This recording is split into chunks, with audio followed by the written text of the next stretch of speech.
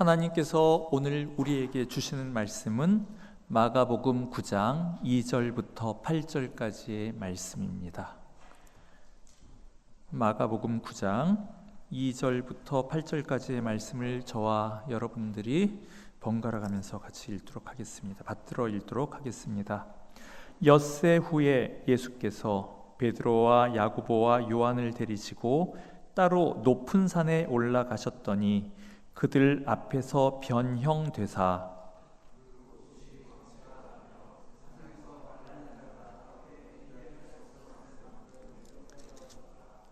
이에 엘리야가 모세와 함께 그들에게 나타나 예수와 더불어 말하거늘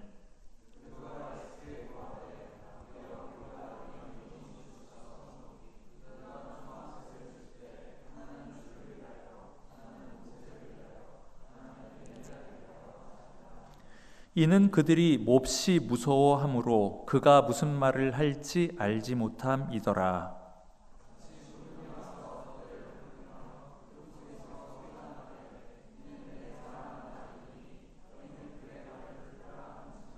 같이 읽겠습니다.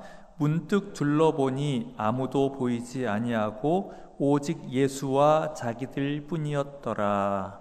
아멘. 오늘 우리가 함께 읽은 이 말씀은 예수님의 그 공생애 중에서 일어난 아주 독특한 한 가지 사건, 한 가지 에피소드를 다루고 있습니다. 일종의 신비 체험입니다. 신비 체험. 예수님께서 가장 아끼시는 제자 3명, 베드로와 야고보 그리고 요한을 데리고 높은 산으로 올라가셨습니다. 다른 성경을 보면은 기도하시려고 산에 올라가셨다고 합니다.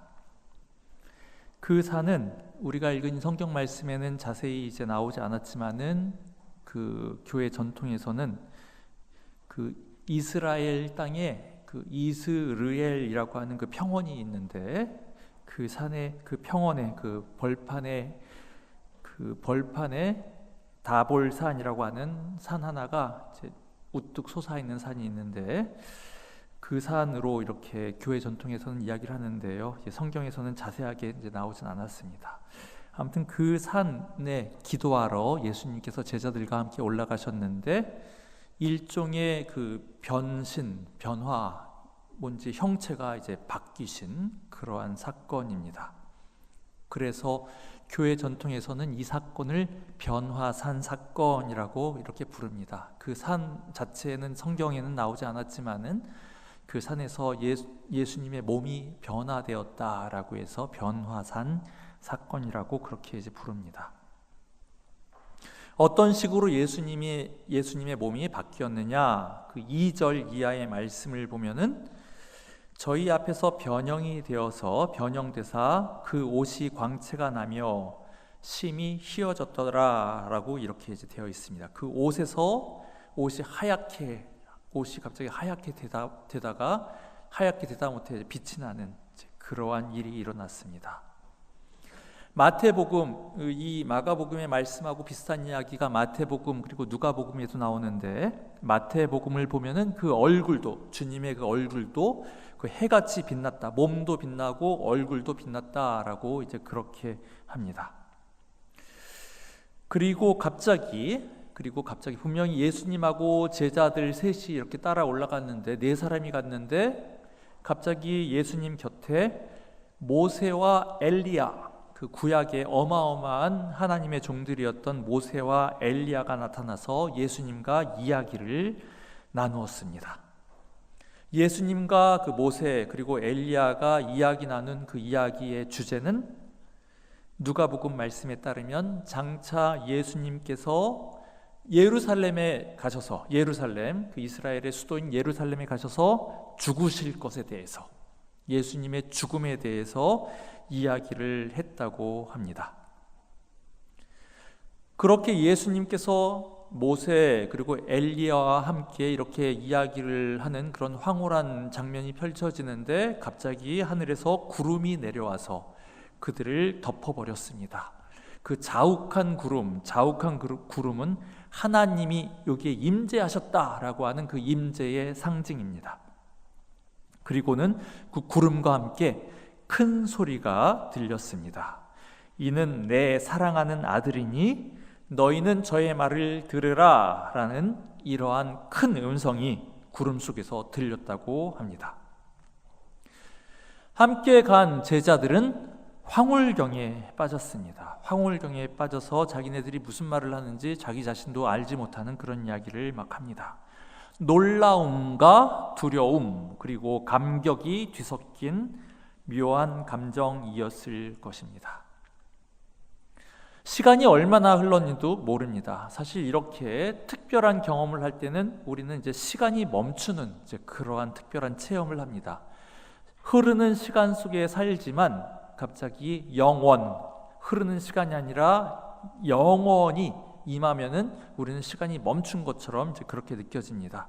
아무튼 얼마나 지났는지 모르겠지만은 잠시 후에 구름이 이제 거쳐졌을 때에는 모든 것이 원래대로였습니다. 예수님과 제자들만 그 자리에 남아 있었습니다. 이 비범한 사건을, 평범하지 않은 이 비범한 사건을 우리가 조금만 더 자세하게 한번 묵상을 하기 원합니다. 구약의 출애굽기 34장 말씀을 보면은 하나님의 종 모세가 시내산에 올라가서 그 십계명을 받을 때에 그때 하나님을 대면을 하는 그런 사건이 나옵니다. 그리고 모세가 하나님을 만나서 그 십계명 돌판을 받고 이제 산 아래로 이제 내려왔는데 모세 자신은 이제 의식하지 못했지만은 그 얼굴에서 광채가 났다고 합니다. 하나님을 만난 사람은 그 얼굴에서 이제 광채가 납니다. 예수님의 얼굴과 몸의 광채도 역시 하나님과의 만남 그리고 하나님의 임재에서 비롯된, 예수님의 몸이 변형된 것이 다른 데서 비롯된 것이 아니라 바로 모세가 시내산에서 하나님을 만났을 때 그 광채가 났던 것과 마찬가지로 하나님을 대면해서 빛난 것으로 그렇게 봐야 할 것입니다. 그 점에서 예수님께서는 구약의 위대한 하나님의 종인 모세 그리고 엘리야, 하나님의 그 보내신 사자 중에 가장 위대한 사람으로 치는 그 엘리야와 나란하게 동급으로 이제 서 계시는 이제 그런 분이십니다. 그런데 예수님께서는 그 모세 그리고 엘리야보다 사실은 한 걸음 더 나아가십니다.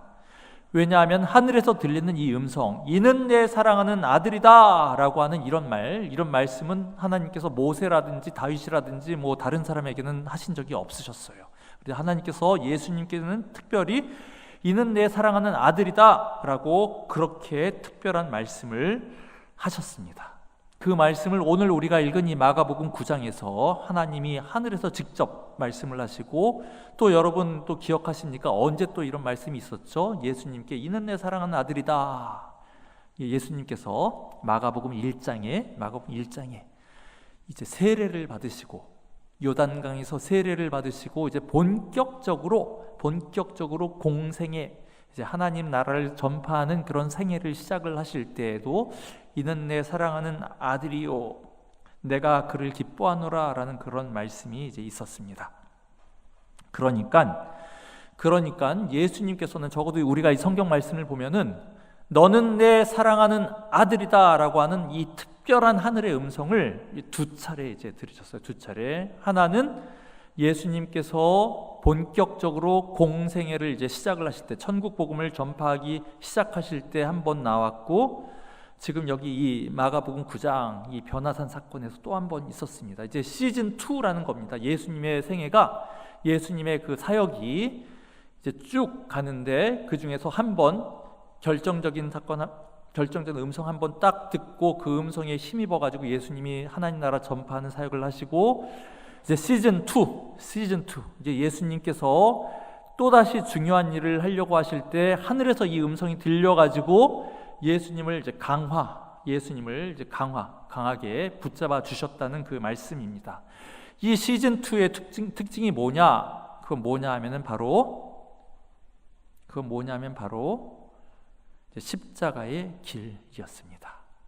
예수님께서 그 전까지는 하나님 나라가 가까이 왔다, 도래했다, 회개하라 라는 말씀을 하셨는데 예수님께서는 이제 본격적으로 이제 십자가의 길을 이제 가십니다. 여러분들 기억하시겠지만 우리가 바로 그 앞에 그 마가복음 8장에 아주 그 중요한 사건이 하나 나옵니다. 그건 뭐냐 하면은 베드로의 입술을 통해 가지고 제자들이 주는 그리스도십니다 라고 하는 그러한 그 고백이 이제 8장에 이제 나와요. 굉장히 이제 중요한, 예수님께서는 그냥 여타 하나님이 보내신 종 정도가 아니라 바로 그 그리스도, 세상을 구원할 메시아, 하나님 약속하신 그분, 하나님의 아들이십니다 라는 그 고백이 있고 난 다음에 예수님께서 무엇을, 마치 은밀히 감추어졌던 비밀과 같은 이야기를 하나 하셨죠. 뭐였습니까? 바로 메시아가, 그리스도가 사람들에게 버림받고 죽임을 당할 것이다 라는 말씀을 이제 비로소 이제 제자들에게 이제 말씀을 하셨어요. 그런데 그 이야기가 나오니까 제자들은 이해를 못했죠. 당황했죠. 아니, 메시아가 권세를 잡고 이제 막 정복을 하고 해방을 시키고 그래야 되는데 무슨 죽임을 당하느냐라고 이해를 못했을 때 예수님께서는 사탄아 물러나라 하시면서 그 뒤에 있는 그 유혹을, 그 시험을 이제 물리치셨습니다.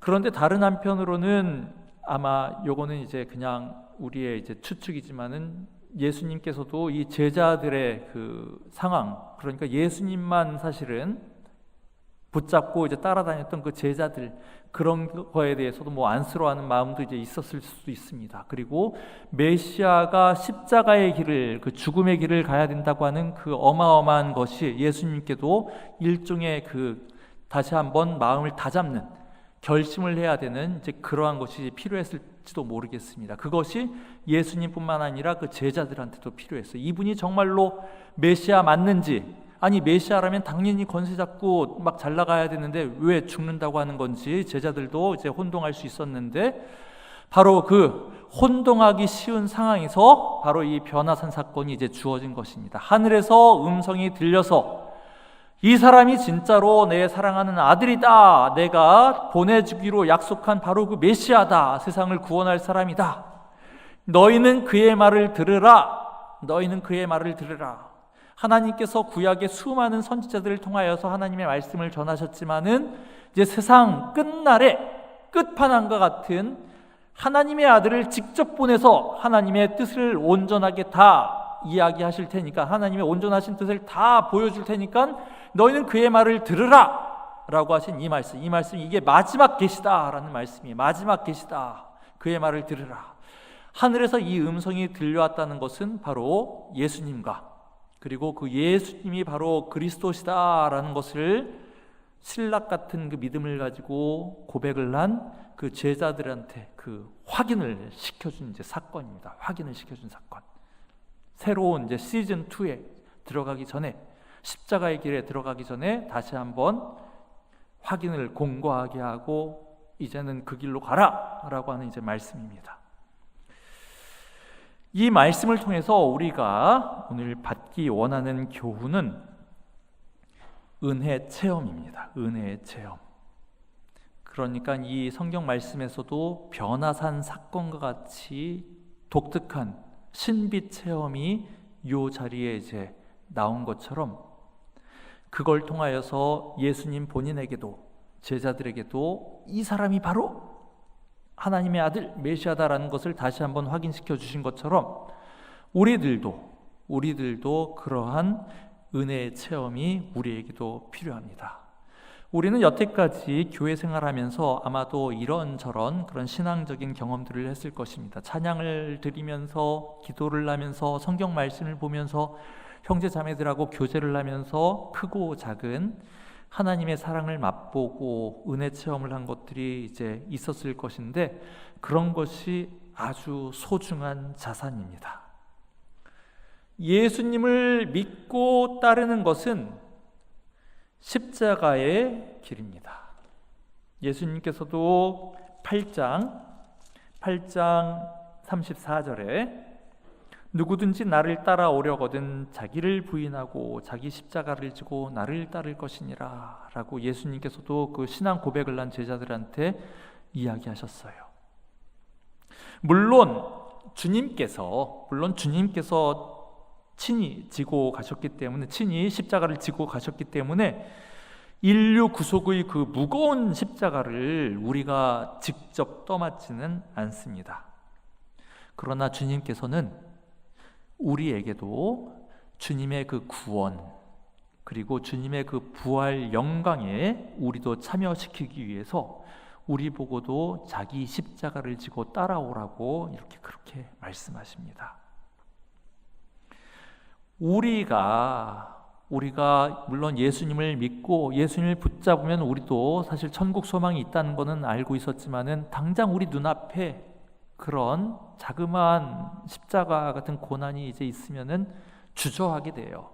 그리고 괜히 다시 한번 신앙이 흔들리게 되고 그런 일들이 있게 되기 때문에 우리도 정말 담대한 마음으로 주님의 뒤를 따라가기 위해서는 시시때때로 그런 확인이, 정말 저분이 정말로 그리스도다, 정말로 내가 붙들어야 될 분이다 라는 것을 확인하는 것이 이제 우리에게도 필요합니다.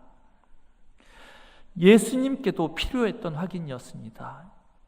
예수님께서 자기 자신이 하나님의 아들이라고 하는 의식이 있었지만은 그 예수님에게도 너가 진짜로 내 아들이다 라는 것을 다시금 확인을 시켜주는 것이 필요했었고 제자들에게도 필요했던 확인이었습니다.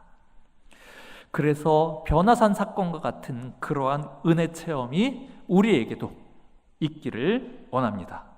그렇지 않으면 우리는, 나약한 믿음을 가지고 있는 우리들은 겁먹고 언제 뒤로 물러날지도 모릅니다.